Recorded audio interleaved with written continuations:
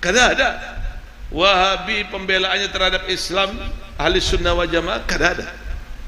Makanya ulama-ulama, pakar-pakar sejarah mufakat bahwa Wahabi ajarannya keluar dari ajaran ahli sunnah wal jamaah. Memang pertama, background pertamanya itu untuk merangsang, untuk mencari pengikut, mereka tidak keluar dari kitab sunnah, kitab sunnah, kitab sunnah. Tapi begitu pian seberatan duduk mendalaminya, kemudian pian itu masuk ke dalam perangkapnya, pian akan mengetahui kejelasan, penyimpangan yang ada di dalamnya, terutama buku-buku mereka, baik itu berversi bahasa Arab atau bahasa Indonesia, bahasa Arab khususnya,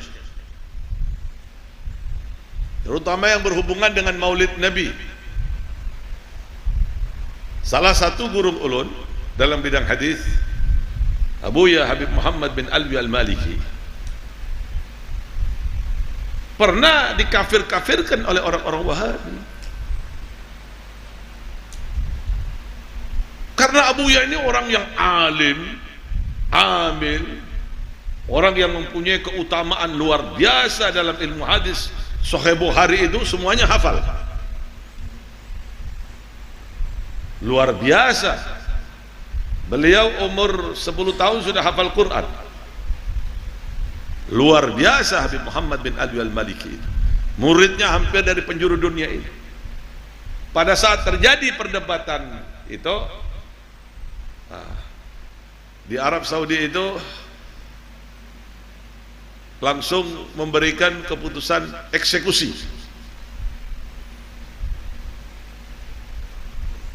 Beliau orang alim, orang yang mempunyai pengetahuan besar, mengajak Bin Bas pada waktu itu untuk duduk bersama, debat terbuka mengenai kitab Maulid. Pada waktu itu pertemuannya di Taif. Abuya datang ke Taif. Kadang-kadang ada yang datang, mereka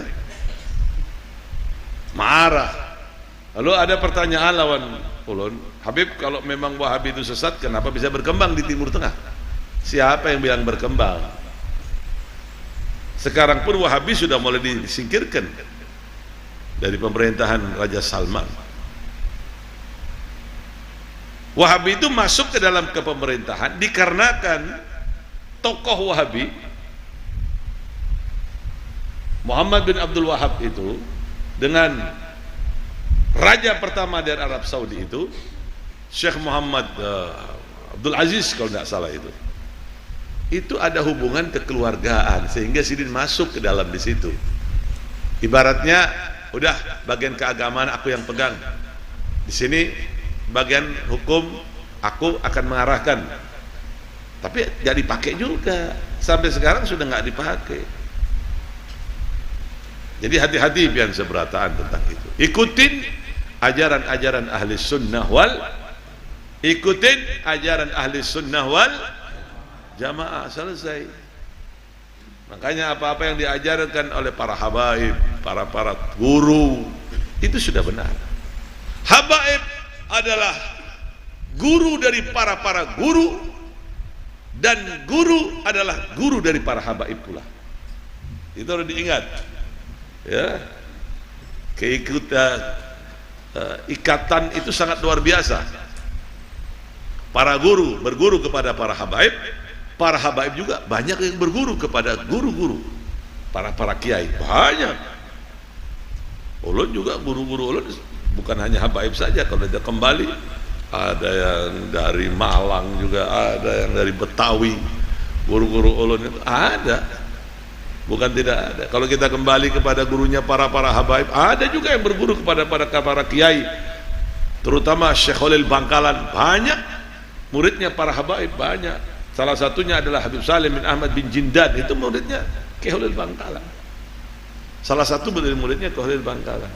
Lihat bagaimana keharmonisan ini, sangat luar biasa. Syekh Muhammad Zaini Abdul Ghani berguru kepada para habaib. Para habaib juga berguru kepada Syekh Muhammad Zaini Abdul Ghani. Jadi ikatan itu sudah benar. Ya.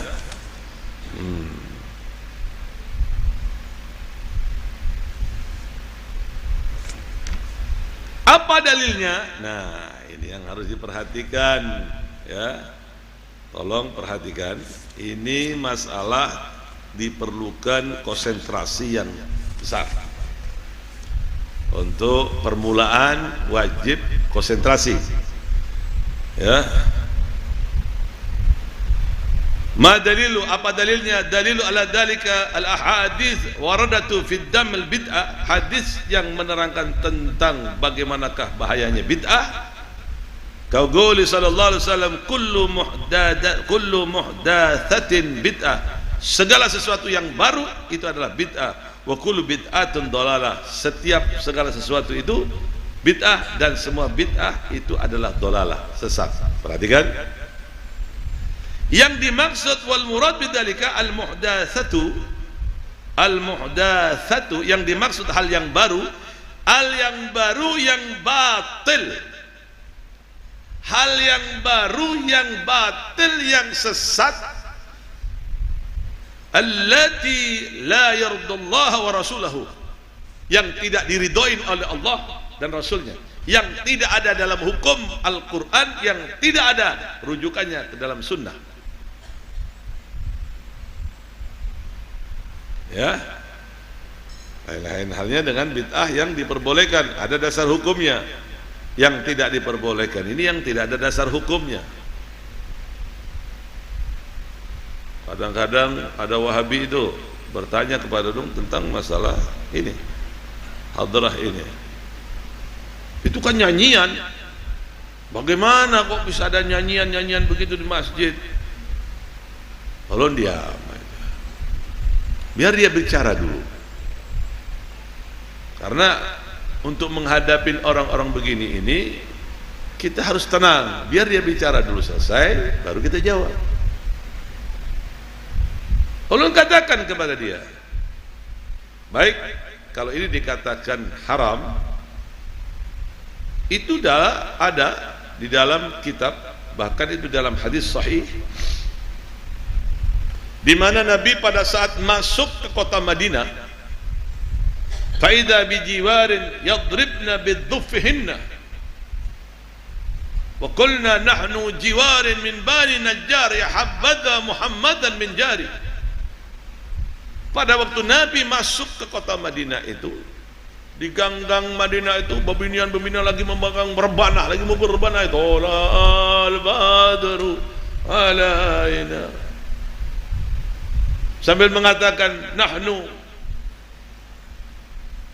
min bani Najjar ya habadha Muhammadan min jari, kami semua ini gadis-gadis dari Bani Najjar, kami semua mencintaimu ya Rasulullah. Apakah Rasulullah mengatakan, oh haram ini, terbangan ini haram? Orang belajar bilang terbang, apa namanya? Terbang ya? Oh ini terbangan ini haram, apa begitu Nabi? Tidak. Rasulullah mengatakan, wallahi inni la uhibbukunna, demi Allah, Allah mengetahui aku mencintai kalian berataan. Nah, kalau haram, Rasulullah mengharamkannya pada waktu itu. Ya ini loh, kadang-kadang orang yang tidak tahu hukum sok-sok tahu hukum. Makanya apa-apa yang diajarkan oleh Tuan Guru Sekumpul itu memang sudah benar, cocok, benar, umpat yang berataan. Selesai. Sudah, jangan macam-macam. Rel mata rantai keilmuan dari Tuan Guru Sekumpul umpat pian. Jangan macam-macam. Sudah selesai. Apa yang diajarkan oleh Tuan Guru Sekumpul ini tidak beda dan tidak berubah. Sama dengan ajaran para habaib pendahulu kita. Tidak beda. Tidak ada yang menyimpang. Ulun sudah menelitinya. Tidak ada yang menyimpang, satu pun tidak ada. Karena Tuan Guru Sekumpul ini berguru kepada para habaib juga, termasuk Habib Saleh Tanggol. Dan beliau Tuan Guru Sekumpul guru juga para habaib. Banyak yang berguru kepada beliau.